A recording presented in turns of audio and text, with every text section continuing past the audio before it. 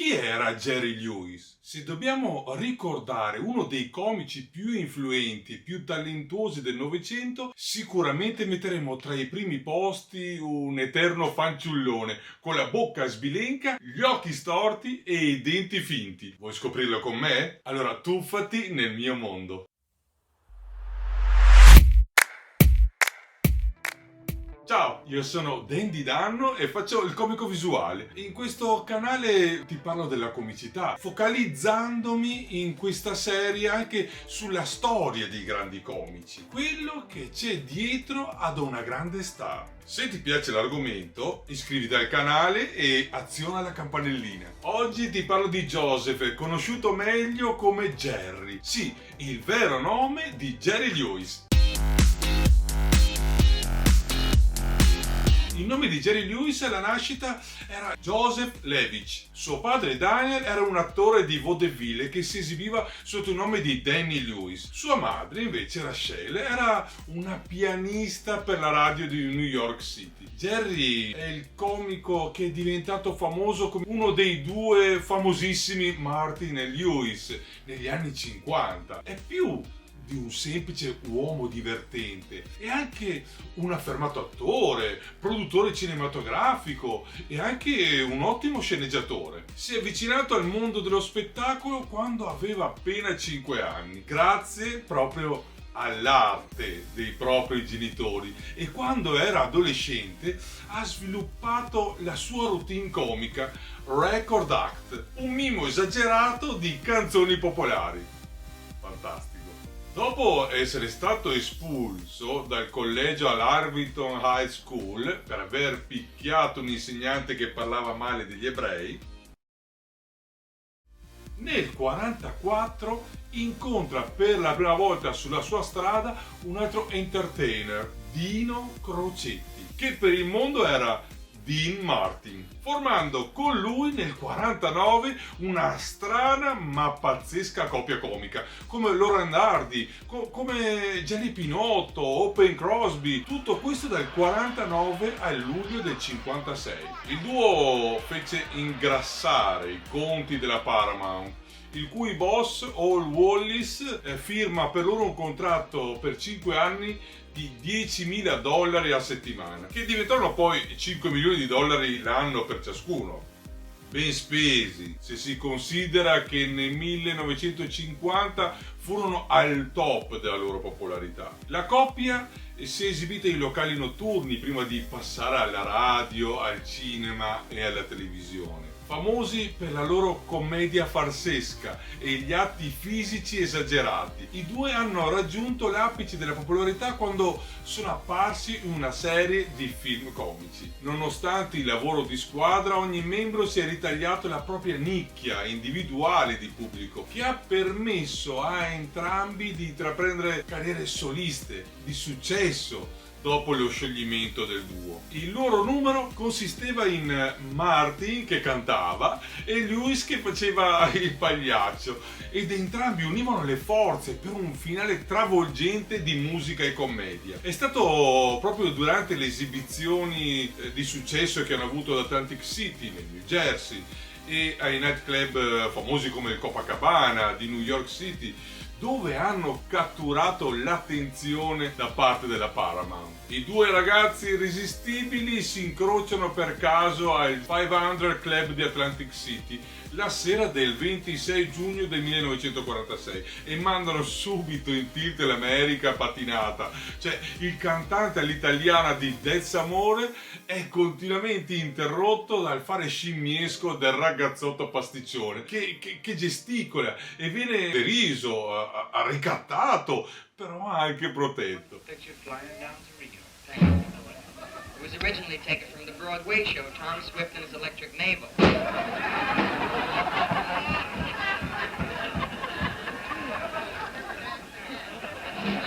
I due artisti tramandano le gesta dei due amici nemici, dei clown da commedia dell'arte, del clown bianco e l'Augusto, del furbo e del tonto. Insomma, cabaret, radio, tv, teatro, night, tutto l'arco dello spettacolo e infine il cinema. Il loro primo film, My Friend Irma, del 1949, ha stabilito Martin e Lewis come star del botteghino e i due follow-up, entrambi del 1950, hanno avuto lo stesso successo. Sono diventati la squadra comica più popolare del decennio e sono apparsi in 16 film in 8 anni, spesso anche scritti da Lewis. Erano anche frequenti ospiti televisivi e facevano parte di una serie di conduttori che si scambiavano della NBC. Fu durante il loro periodo con la NBC che Lewis iniziò il suo lungo coinvolgimento con l'Associazione per la distrofia muscolare, l'MDA. Diretti da grandi della commedia, Jerry e Dean deformano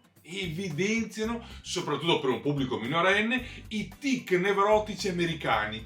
E non mancano le polemiche, sì, perché sull'ironia presunta verso i disabili e alcune battute anche un po' anti-gay si esercitano nei remake, finché i loro litigi li portarono alla rottura.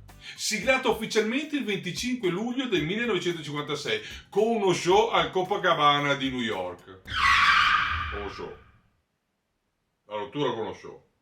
Lewis, che curerà il vecchio Stan Laurel negli ultimi anni, sì, Staglio, noterà un destino in comune. Lui e Staglio, gran lavoratori. Dean e Oglio, un po' scansafatiche.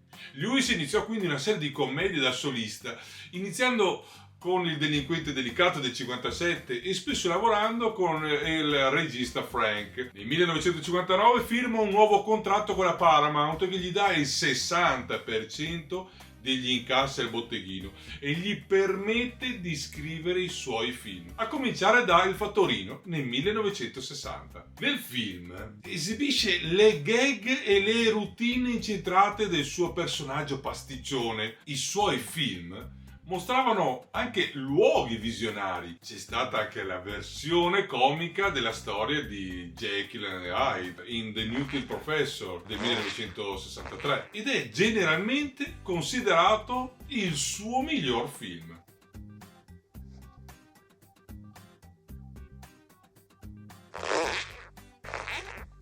Mentre Martin cresce come attore di western e di film melodrammatici, Lewis invece rimane fedele alla comicità ed esaspera il suo carattere e modella il suo tipo buffo per 23 film, fino al 1970. In Italia è doppiato da Carlo Romano e Oreste Lionello. L'attore alla fine è passato alla regia e alla produzione cinematografica, vincendo il premio come miglior regista dell'anno 8 volte in Europa.